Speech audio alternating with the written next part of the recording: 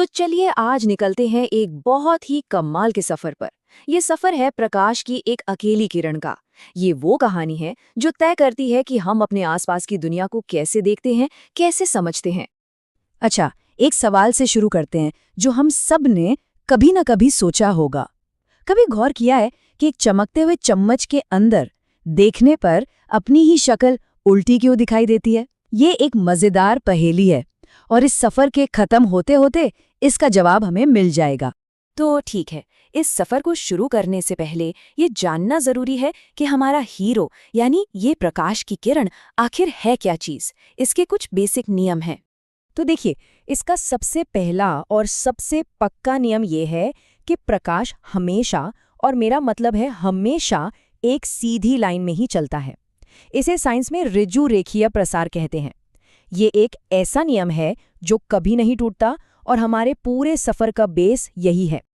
और इसकी रफ्तार, अरे बाप रे, लगभग 3 लाख किलोमीटर एक सेकंड में। सोचकर ही दिमाग घूम जाता है। ये इतनी ज्यादा तेज है कि प्रकाश की किरण एक सेकंड में हमारी पृथ्वी के 7.5 चक्कर लगा सकती है। इससे तेज ब्रह्मांड में कुछ भी नहीं है। तो अब तक तो सब सीधा सीधा था। अब कहानी में आता है एक ट्विस्ट। हमारी प्रकाश की किरण अब किसी सतह से टकराएगी और उछलकर वापस आएगी। इसी मजेदार खेल को हम कहते हैं परावर्तन या इंग्लिश में रिफ्लेक्शन। लेकिन रुकिए, ये उछलना कोई ऐसे ही नहीं होता। इसके पीछे पक्के नियम काम करते हैं। 2 गोल्डन रूल्स। पहला, किरण जिस एंगल पर सतह से टकराती है, ठीक उसी एंगल पर वापस भी जाती है। बिल्कुल वैसे ही जैसे एक बॉल दीवार से टकराकर उछलती है। और दूसरा नियम ये है कि आने वाली किरण, जाने वाली किरण और सतह का नॉर्मल, ये तीनों हमेशा एक ही प्लेन में रहते हैं। अच्छा, एक मजेदार बात यह है कि हर सतह एक जैसी नहीं होती है ना। अगर सतह शीशे जैसी एकदम चिकनी है तो प्रकाश बहुत अनुशासन से एक ही दिशा में लौटता है और हमें एक साफ छवि दिखती है। लेकिन अगर सतह दीवार जैसी खुरदुरी है तो प्रकाश उससे टकराकर हर दिशा में बिखर जाता है। और यही वजह है कि हम दीवार में अपनी शक्ल नहीं देख पाते। तो जब हम सुबह सुबह शीशे के सामने खड़े होते हैं तो जो छवि दिखती है उसकी खासियत क्या है? पहली बात, वो आभासी है, मतलब वो असल में शीशे के पीछे बनती हुई महसूस होती है। दूसरी, वो एकदम हमारे ही साइज की होती है, न बड़ी न छोटी।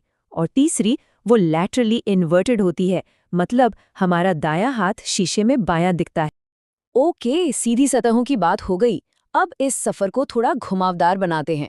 अब हमारी प्रकाश किरण टकराएगी मुड़ी हुई, यानी कि घुमावदार सतहों से। और हाँ, अब हम धीरे धीरे उस चम्मच वाले सवाल के जवाब की तरफ बढ़ रहे हैं। तो ये जो घुमावदार शीशे होते हैं ना, ये मोटे तौर पर 2 तरह के होते हैं।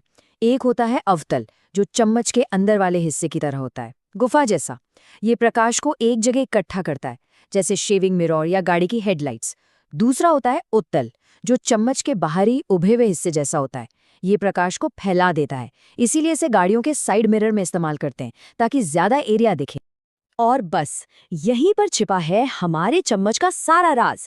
अवतल दर्पण एक खास तरह की छवि बना सकते हैं जिसे कहते हैं वास्तविक छवि। वास्तविक छवि का मतलब है कि इसे किसी पर्दे पर उतारा जा सकता है। और इसकी सबसे बड़ी पहचान ये है कि ये हमेशा हमेशा ही उल्टी होती है। चम्मच का जो अंदरूनी हिस्सा है वो एक अवतल दर्पण ही तो है, इसीलिए वो एक वास्तविक और उल्टी छवि बनाता है। मिल गया जवाब। चलिए अब जरा इसे साइंस की भाषा में समझते हैं। फिजिक्स में छवि कितनी बड़ी या छोटी बनी है और सीधी है या उल्टी, ये बताने के लिए एक टूल है जिसे कहते हैं आवर्धन या मैग्निफिकेशन। इसका एक छोटा सा फॉर्मूला हमें ये सारी जानकारी दे देता है।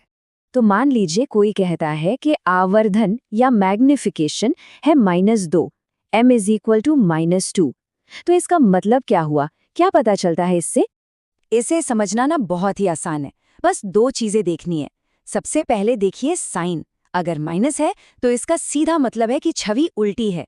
फिर देखिए नंबर। नंबर है 2, जिसका मतलब है कि छवि असल चीज से 2 गुनी बड़ी है।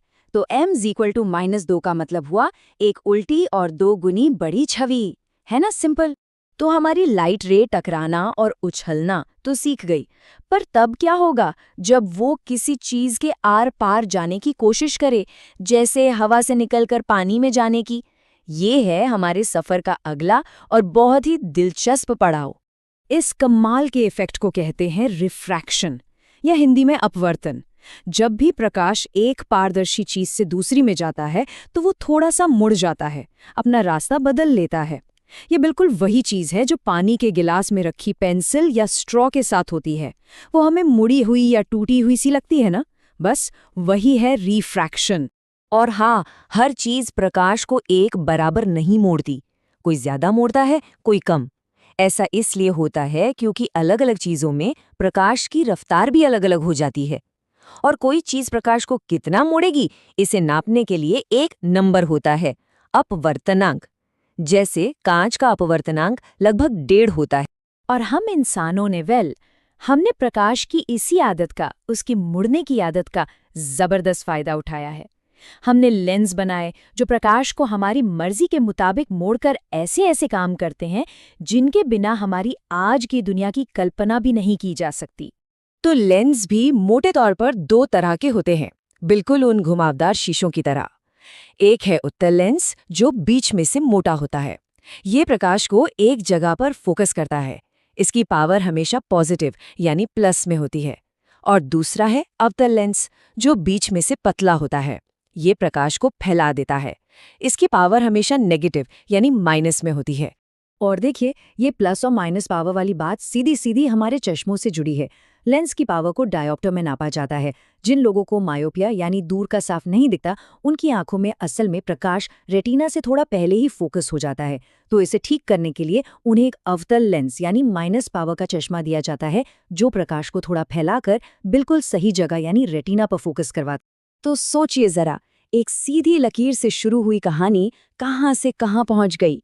एक शीशे से टकराने से लेकर एक लेंस के अंदर से मुड़ने तक प्रकाश की यही छोटी सी यात्रा है जो ये तय करती है कि हम इस पूरी दुनिया को कैसे देखते और महसूस करते हैं। चलिए, जाते जाते एक सवाल के साथ आपको छोड़े जाता हूँ। हमने देखा कि प्रकाश टकराकर लौट भी सकता है और किसी चीज के आर पार जाते हुए मुड़ भी सकता है। तो फिर ये कैसे होता है कि फाइबर ऑप्टिक केबल के अंदर प्रकाश को कैद कर लिया जाता है और वो बिना बाहर निकले हजारों किलोमीटर तक डेटा लेकर सफर करता है? सोचिएगा जरूर।